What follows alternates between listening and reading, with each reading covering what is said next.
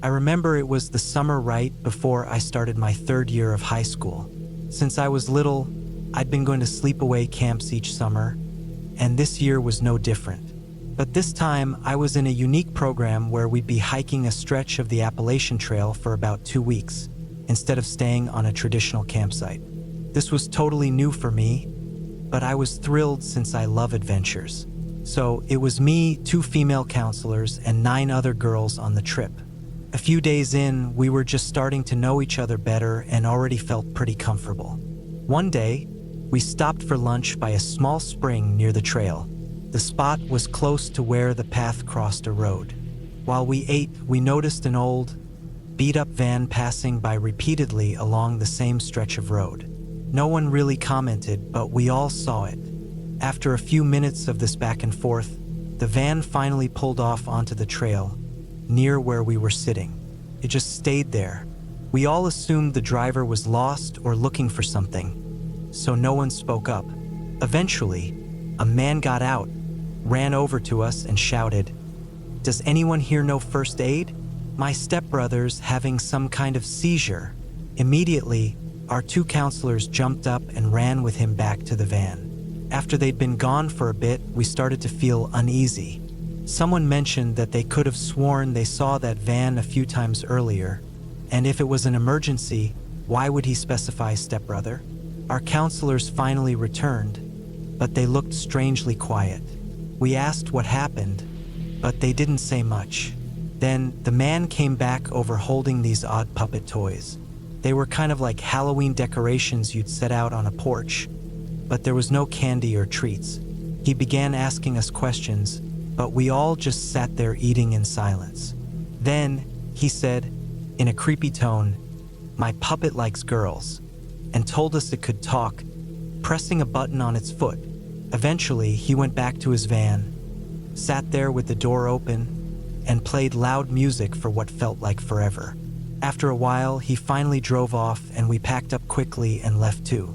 While it wasn't exactly terrifying, it set the stage for the odd things that kept happening that day. We continued our hike down the Appalachian Trail, chatting about the strange man, and started swapping spooky stories until we reached our camp for the night. We got there early, so we had plenty of daylight left. Being a bunch of teenagers, we got restless and wandered around the area. We even flirted a little with a group of boys camping nearby, but they lost interest and left. Eventually, we decided to play a game called Tag and Chase. The game wasn't really important, but it's usually better with a big group. Just then, 3 guys wandered over to us, introducing themselves. They weren't the same boys we'd seen earlier, but they seemed friendly, so one of the girls invited them to join in. During breaks, people shared stories and got to know each other, even us girls who had been talking nonstop the whole trip. Out of nowhere, one of the guys mentioned that 2 of them were transitioning. I honestly had no issue with it and fully believe people should live openly, but it was just unexpected. Then they started talking about a reality show they were planning to make about 3 trans friends living in New York, with the 3rd guy pretending to be trans for the show. It just felt random since we barely knew them. Later, while they were chatting among themselves, they started laughing, and one blurted out, "That's funny, because your dad's in jail." By this point, we were all feeling a bit uncomfortable. To break the tension, one of the girls decided to share the story of the strange puppet man we met earlier. They laughed and told us that he was actually their uncle, and he'd dropped them off that morning. Soon after, they said they were tired and returned to their tent. We were relieved and went back to whatever we were doing. Later, a few of the girls passed by their tent on the way to the bathroom and heard them singing pop songs, then heard one yell, "Tickle fight!" That night, a heavy rainstorm hit, and by morning, their tent was gone. We were surprised because we typically woke up at sunrise. Just before we left camp, I noticed a folded piece of paper on a tree stump near our tent. It read, "We got soaked and ditched our stuff. We'll miss you all and the awesome memories. Love, the strange guys who get no respect." I couldn't decide if the weirdest part was that they told us all those random details or that they were actually related to that puppet man.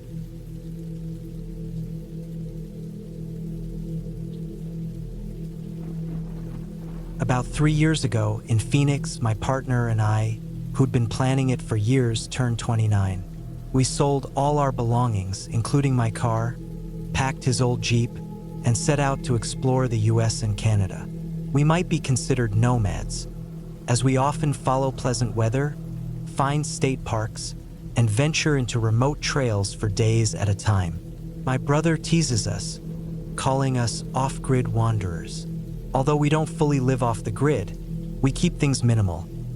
One prepaid phone we use for emergencies and family updates, and one laptop that I use for work.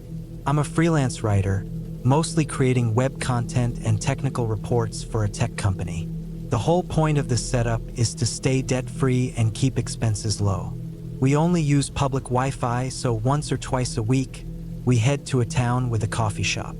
This background helps paint a picture of our simple lifestyle. Neither of us uses social media much, and we're pretty unfamiliar with most of it. Last summer, we decided to take a trip to hike in the Ozarks. Arkansas isn't usually known for backcountry hiking, but we'd read that the area had some stunning scenery, and it does. The park rules were relaxed, we didn't need a permit, and there were just basic guidelines, so we planned a 6-day hike, 3 days in, 3 days out. During the hike, we didn't see a single person. One evening, as we were looking for a spot to camp, we veered about half a mile off trail, following what looked like an animal path. There, we stumbled upon a green tent, barely visible in the undergrowth. We usually enjoy meeting fellow campers to share stories and experiences. So, from about 30 feet away, my partner called out to announce our presence. No response, no movement or sound. Assuming the tent's owner was out or just didn't want company, we moved on, setting up camp a bit farther away. The next day passed quietly, and we completely forgot about the tent. But on the 5th day, as we were heading back, we came across that same green tent again. This time, the tent flap was slightly open. My partner called out once more, but there was still no response. He felt something was off and suggested checking it out, just in case someone might need help. I was hesitant, knowing there are sometimes reclusive people in remote areas who prefer not to be disturbed and even carry firearms. He assured me we'd be cautious, and if anything, we could offer a peace gesture before moving on. As we approached, an overpowering smell hit us. It was unmistakably the smell of decay. My partner stopped, turned to me and said, "If we find a body..." My stomach dropped. We edged closer and the smell got worse. I was sure we'd find someone's remains in there, but instead, we saw a disturbing sight. Outside the tent, there was a dead deer. Its legs appeared to have been partially cut, then brutally torn away. Flies swarmed the mess. Inside the tent was the deer's torso and head, wrapped in a stained blue blanket. The blanket was soaked in blood near where the legs had been. The deer lay on its side, facing the tent's entry, with its mouth and other areas showing signs of terrible injuries. Next to it were a nearly empty bottle of baby oil and an old, dirty towel.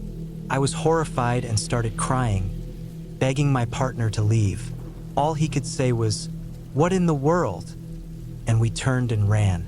We went back to the trail, kept moving until dusk, and set up camp without venturing far off the path. We didn't light a fire or use our headlamps.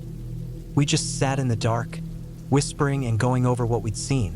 Every noise made us jump, and I was terrified the person responsible for that tent would find us. Just before sunrise, we packed up and left.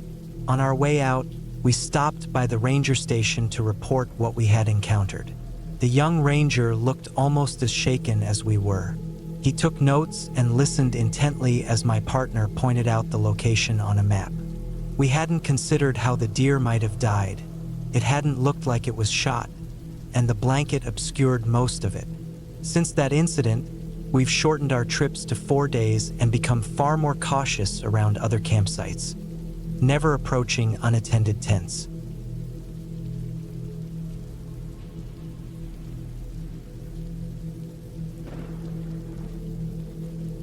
Around 6 years ago, when I was about 12, my older brother, who was 26 at the time, decided to take me on a camping trip.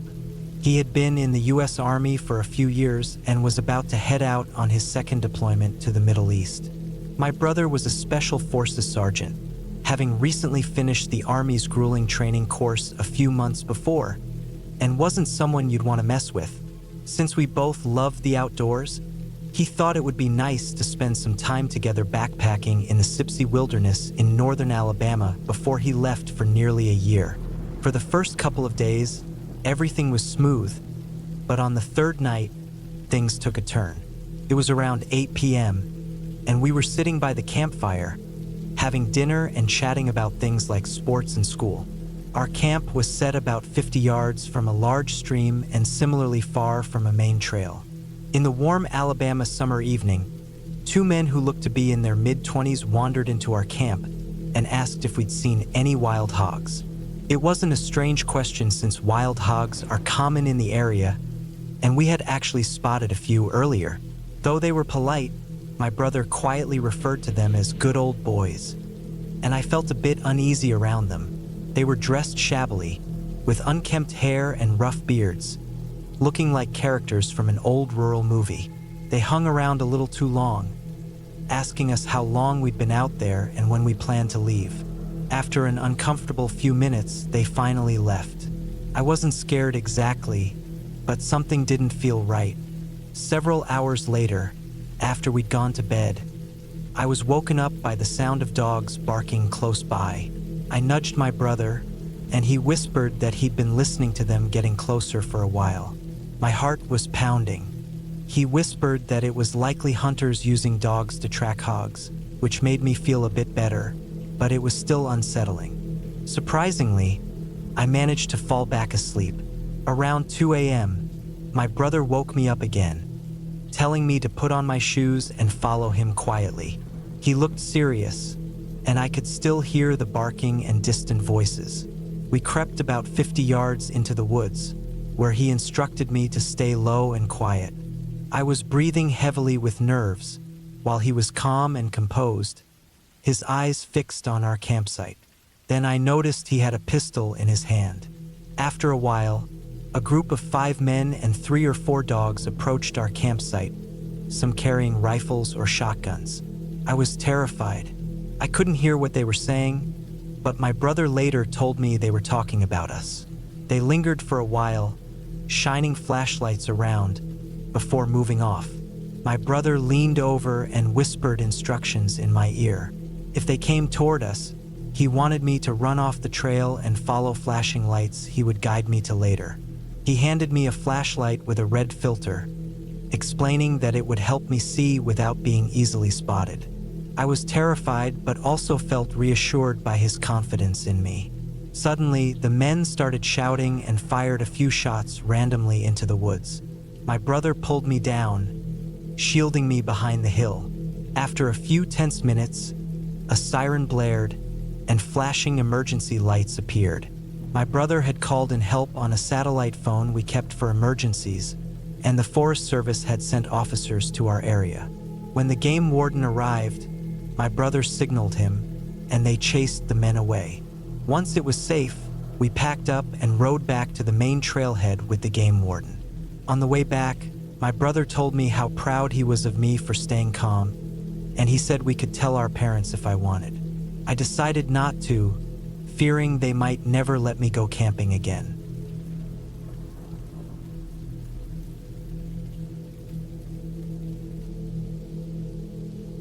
Up in the Carson Forest region, our family has owned a cabin for a long time. My sister and I would spend our summers there growing up. It's a beautiful, green escape from our dusty ranch in West Texas. The cool mountain air was always a relief from the heat, and our dad, a former military man, taught us everything from survival skills to self-defense. We learned to hunt, fish, and hike as a family, exploring old cabins, abandoned mines, and the historical Big Ditch Water project that I think dates back to the late 1800s.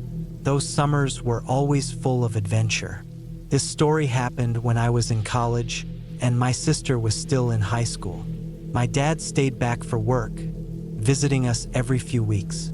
We spent our days on hiking trails, exploring the mountains, while our mom usually painted around the property or in town. One summer day, late June or early July, we decided to hike to a favorite spot, Lost Lake. It's a peaceful lake, heart-shaped when viewed from a certain angle. Both of us packed light water, snacks, and hammocks for relaxing at the lake once we arrived. As we hiked, we each carried a small knife, just like our dad taught us. The trail to Lost Lake branches off from the Middle Fork Lake Trail, which we took. We came across a few hikers heading to Middle Fork, but it looked like we'd have Lost Lake all to ourselves, which was perfect. When we reached Lost Lake, the area was empty and the lake was a beautiful shade of emerald green. We wandered along the shore and soon headed into the woods a bit to find a nice spot to set up. Just as we stepped into the trees, my sister whispered, "Do you smell that?" I did. A strong, unmistakable scent of blood, mixed with the smell of a dead animal. We came across the source of the smell, a deer carcass surrounded by its own organs, arranged in a strange circle with small stacks of rocks between them. This wasn't a typical gutting. It looked intentional, almost ritualistic. It made me uneasy. As we tried to process what we were seeing, my sister froze. She whispered my name, and that's when we saw him. A man, covered in blood and barely dressed, was standing about 20 feet away, watching us. He looked wild, like he had just crawled out of the carcass itself. My dad's advice flashed through my mind. Stay calm. Take control if you can. So, in an attempt to stay calm, I called out, "Hey, good kill. Did you use a bow?" He didn't respond, just stared with wide, unblinking eyes, as if in a trance. I showed him my knife on my belt, subtly letting him know we weren't defenseless. He was filthy, with wild eyes, probably in his 30s, but it was hard to tell. He didn't move or make a sound, almost as if he thought he was invisible. Not wanting to push our luck, we slowly backed toward the lake, keeping an eye on him until he was out of sight. My sister was visibly shaking, and we quickly began hiking back down the trail. I kept checking behind us, making sure he wasn't following. Suddenly, we felt small pebbles hitting us. Someone, likely him, was throwing them at us, though I couldn't see him. My sister started panicking, and I tried to stay defiant, yelling, "Go back to your deer!"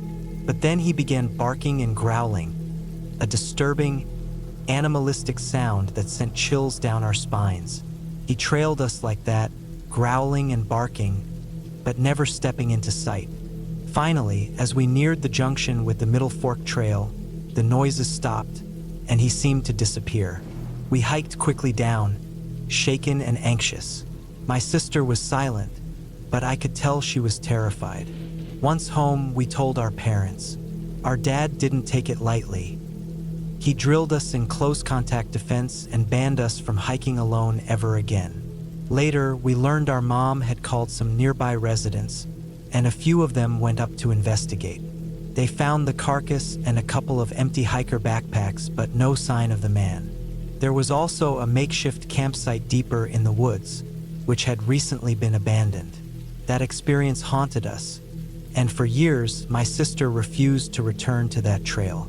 For me, it left a lingering unease in the woods I'd grown up loving, making it hard to forget the chilling encounter with that stranger in the forest.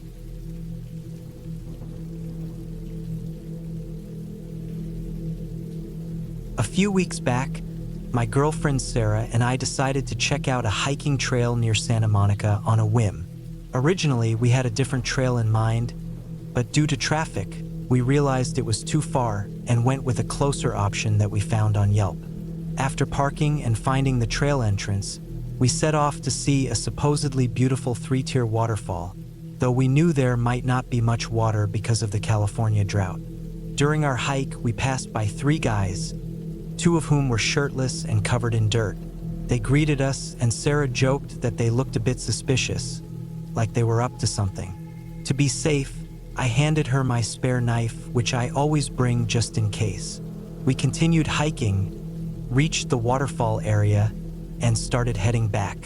As we made our way down the trail, we suddenly heard loud crunching noises, like leaves being stepped on aggressively, coming from the direction of a steep ravine nearby. We stopped, turned, and listened, trying to figure out what was causing the sound. I suggested that maybe a tree was falling, as we'd seen a few trees with exposed roots nearby. Sarah disagreed, whispering, "That doesn't sound like a tree falling." The noise, a swoosh swoosh sound, started getting closer, and it seemed like whatever was making it was climbing up the ravine toward us. Just then, I saw some tall bushes shaking wildly near us, and I yelled to Sarah, "Run!" We bolted down the trail, with the noise growing louder as it followed us. It even seemed like it might try to cut us off. During the chase, I realized Sarah should be in front since she's faster and more agile than me. I grabbed her arm, quickly pulled her forward, and told her to keep running. As we ran, I made the classic horror movie mistake of glancing back to see if we were still being chased, only to see a large bush moving behind us. It was taller than me, and I'm around 5 feet 4 inches. I turned back and ran even faster. In my hurry, I missed a dip in the trail and twisted my ankle, slowing me down. Sarah noticed and slowed too, but I told her to keep going. Eventually, we stopped to catch our breath, drink some water, and process what had just happened. I asked her to take out the knife I'd given her, while I held onto my small pocket knife. We talked through a plan in case we encountered the thing again. She'd stay in front to get help, while I held back since I'd practiced some self-defense techniques. We kept walking, trying to stay calm, and I teased Sarah, saying, "This is where being a sprinter comes in handy." Right then, we heard that swoosh swoosh noise again. Without hesitation, we took off running once more. At one point, we saw 2 people up ahead on the trail, which made us feel a bit safer. Sarah put her knife away, while I tried to discreetly hide my tiny knife so I wouldn't look like a weirdo. Finally, as we got closer to other hikers and their dogs, we felt more at ease. When we reached the trail's end and got back to the street, we drank more water and discussed what had just happened. Sarah thought it might have been one of the guys we'd seen earlier, joking around to scare us. We don't know what it really was, but after looking up information on the area later, we found an article mentioning that coyotes had been spotted nearby. Though Sarah was easily spooked, I tried to reassure her that it might have just been a coyote. But honestly, whatever was chasing us felt way too big and fast to be one. Whatever it was, it didn't stop until we were safely off the trail.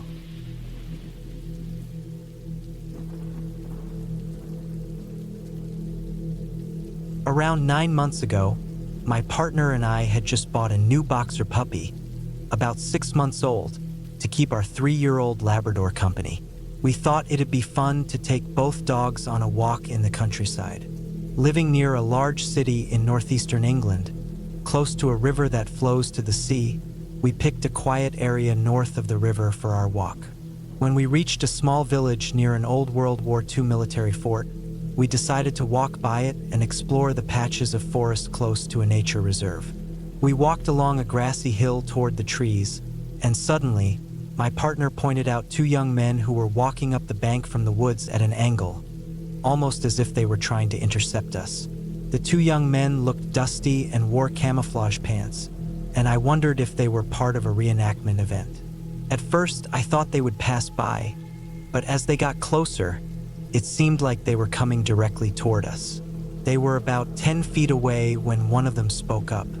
The way he spoke still unsettles me, as he showed no concern for politeness or clarity. He asked where we planned to go, and we replied that we hadn't decided and would explore as we went.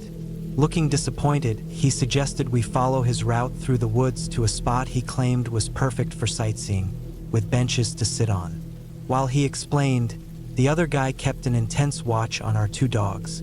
as if he wanted to keep them constantly in view. Unfamiliar with the area and not having seen other dog walkers, we followed the young man's suggestion and headed toward an opening he pointed out. The woods blocked about a third of the sunlight, and when I glanced back, I noticed the two men hadn't left but were watching us as we walked into the forest. The path seemed artificial, as if it had been cleared for walking. A couple of minutes into the trail, our Labrador started sniffing behind a bush. Initially, we thought nothing of it, as both dogs often sniff around wherever we go. However, she began sniffing a spot intensely and rolled on the ground. We approached, and she was sniffing at what looked like pieces of a broken rubber mask with a brown-red stain on it. It was disturbing, and my partner quickly pulled her away as flies buzzed around it. Farther into the walk, the trail narrowed, lined by trees and bushes. We could see a turn ahead, and we agreed that if it led nowhere, we'd turn back. I walked ahead, reaching for my phone to take a picture of the woods, when I felt several small pricks on my neck, chin, and part of my face. Gasping, I alerted my partner, who, alarmed, told me to stand still as he carefully removed thin strings from my face. Someone had set up fishing lines with hooks tied to a tree along the path.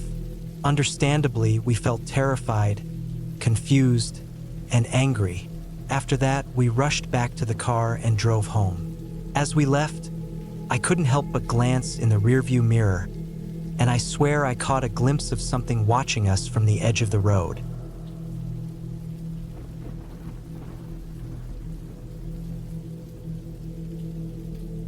Last year, I went hiking in a national park in Virginia, planning a day trip with two friends.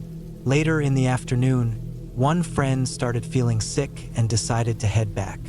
The other friend accompanied him to ensure he'd be okay, and they both encouraged me to go on since I'd been excited about the hike. By evening, I came to a small clearing in the woods. There, on a makeshift table surrounded by tools and cans of spray paint, was a large, detailed dollhouse about 3 feet tall. The walls and windows were open, like it was freshly built and left to dry. The smell of spray paint lingered around it. On the back of the house was an old family photo, probably from the 80s. The people in the picture looked uncomfortable, as if they didn't want to be there. Not scared, just uneasy. I moved on, hoping to reach my campsite before dark. As I continued, a strong gust of wind swept through the trees. In the distance, I heard a loud crack as a branch broke and crashed to the forest floor, startling me. When I arrived at my campsite, I still felt uneasy because of the dollhouse. I decided not to camp out in the open, in case whoever was working on it came back. Luckily, I had a small, one-person tent just big enough to lie down in. I set it up behind a thick clump of brush and a tall rock formation. This spot kept me hidden and also blocked some of the cold winds coming down from the mountains. The sound of the wind moving through the forest was calming, and I quickly drifted off to sleep. In the middle of the night, I woke up suddenly, unsure of what had disturbed me. It was pitch dark, and I had a strange feeling that someone was nearby. I stayed still, listening carefully over the sound of the wind. Somewhere in the distance, I heard a man's voice, harsh and fast at first, then softer. I couldn't make out his words, but I could tell he was talking to himself, scolding in a low, erratic tone. Then his voice softened, as if he were answering himself. I lay there, barely breathing, as his footsteps grew closer, crashing through the underbrush. He passed just a few feet away from where I was hiding, close enough that I could see his silhouette in the faint moonlight. He was tall, probably around 6 feet 6 inches, and heavily built, carrying something long and rolled up, maybe another tent. I heard him muttering about someone's face haunting him.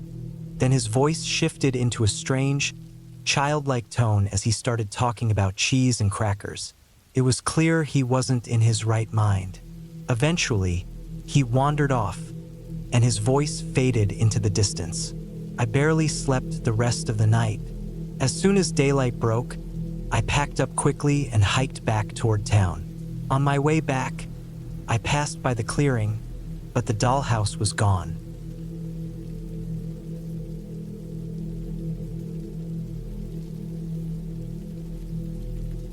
Walking the Pacific Ridge Trail. Now, for those unfamiliar, this is a well-traveled path, and there's a whole community built around it, with drinks and snacks often found at popular rest areas. One of my friends even met her husband while hiking solo on the trail, so given that sense of camaraderie, my friend felt pretty secure starting out on her journey. For the first few nights, she camped alongside different groups she encountered, and all was well. Campers shared stories, laughed, had drinks, toasted marshmallows, and enjoyed the usual camping rituals. The first evening she chose to camp alone, things felt a bit off. She was a little unsettled but shrugged it off, figuring it was just nerves after having such a good time surrounded by others. Over the next 3 nights, she camped solo, and her unease grew. The feeling that someone or something might be watching her started to creep in. She also thought some of her belongings didn't seem quite where she'd left them in the morning, but wasn't totally certain. The uneasiness became so intense that she decided to camp near others again for a few nights, feeling slightly silly about her worries. Afterward, she tried solo camping again, but the sense of being watched returned and was so strong she decided to end her trek early. At the next stop, she headed home, explaining to friends that she'd twisted her ankle because she felt embarrassed to admit it was just a gut feeling that made her turn back. A few weeks later, reminiscing about the trip, she looked through the pictures on her camera, which she hadn't touched since her return. She found the shots of the beautiful scenery and friends she'd met along the trail. Then, unexpectedly, there was a photo of her sleeping in her tent.